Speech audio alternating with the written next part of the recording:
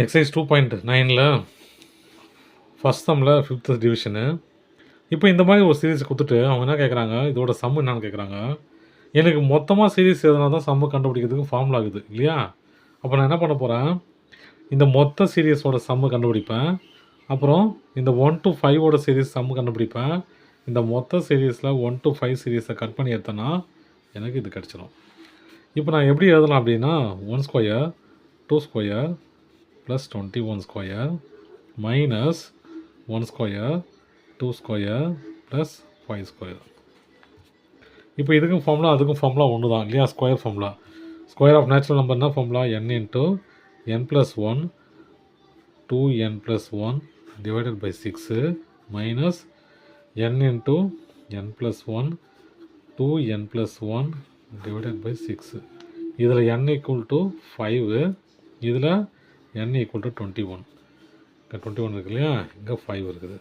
அப்போது 21 + 1 21 into 2 into 21 2 into 21 plus 1 divided by 6 minus 5 into 5 plus 1 2 into 5 plus 1 divided by 6. இப்போ multiply பண்ணி எழுதிக்கலாம். 21 into 22 into 2 into 21 42 42 plus 1 43 divided by 6 minus 5 into 6 into 2 5 are 10 10 plus 1 11 divided by 6. இது 6 cancel ஆகிடும். இதில் 2 3s இங்கே 7 3s இங்கே ஒரு 2 இங்கே லெவல் 2. ஓகேங்களா? இப்போ மிச்சம் என்ன ஆகுது? 7 into 11 into 43 மைனஸ் 5 into 11. இது எப்படி அதெல்லாம் 77 into 43 7 into 11 மைனஸ் 55. இப்போ இதை மல்டிப்ளை பண்ணோம்.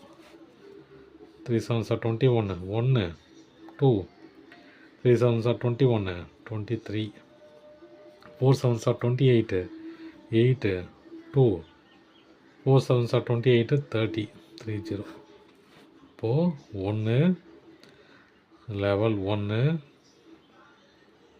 3 3. அப்போ மொத்தம் எவ்வளோ?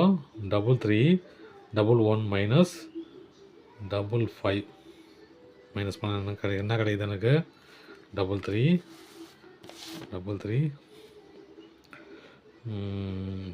1 மைனஸ் 55